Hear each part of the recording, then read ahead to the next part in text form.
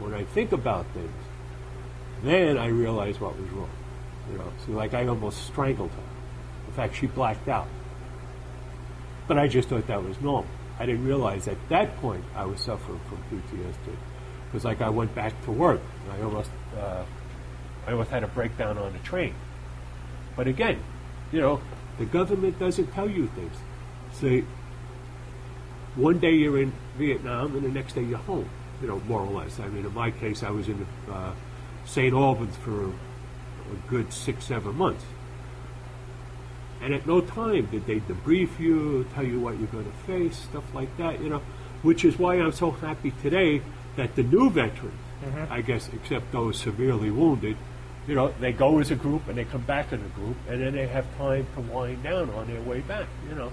We didn't have that, you know, so I just thought it was a normal thing, you know. I started drinking. I figured, hey, you know, part of life, you know, you get older, you know, your buddies are drinking, you drink, you know. But life wasn't the same no more, you know. It wasn't as exciting, you know. And my friend Bob Burge,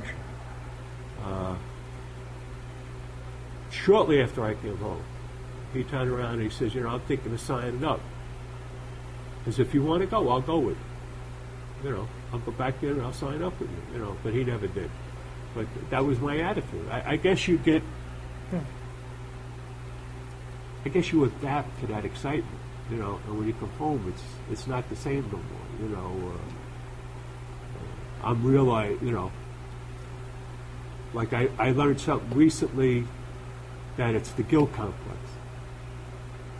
Like I had two friends, well, one was an army buddy and one was a childhood buddy that died over there. One died with me, and the other guy's name is John Fulham. He died after I came back. And I got a copy of his, what do they call it?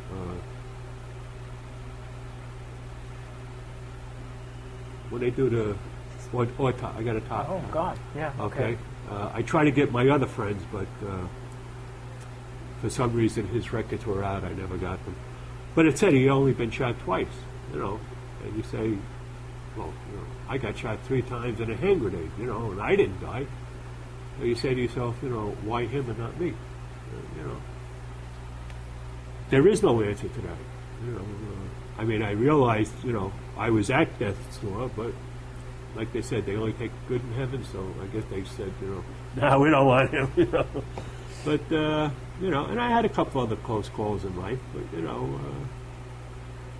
You just take life as a, you know, not as a joke, but, you know, as an everyday thing. And, you know, I don't think I was really ever that thankful that I did come back alive, you know. And I guess as you get older and more mature, you go, wow, you know, I was really lucky there.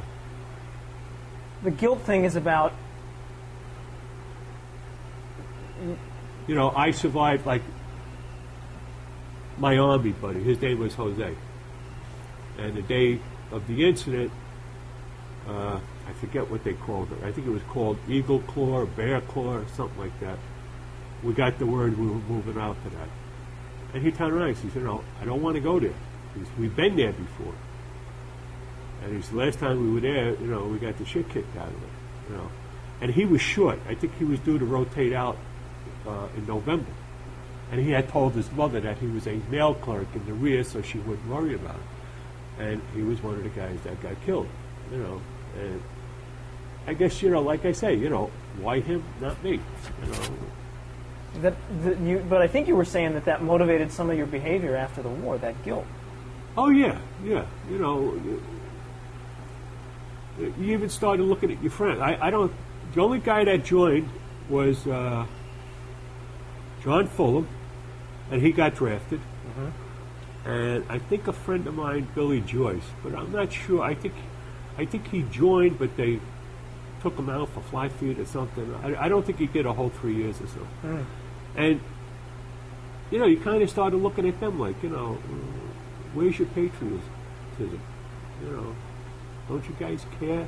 You know, and then, of course, the whole world, well, not the whole world, but the United States attitude changed. You know, it's not like today, oh, you know, they're heroes. They did this. They did that. You know, we didn't have that. You know, like I know guys that came home, went back to work, and the boss would tell them, "Don't tell anybody you're a Vietnam vet. You know, we don't want to start nothing." And I mean, you know, you felt like it was a disgrace to be in the military.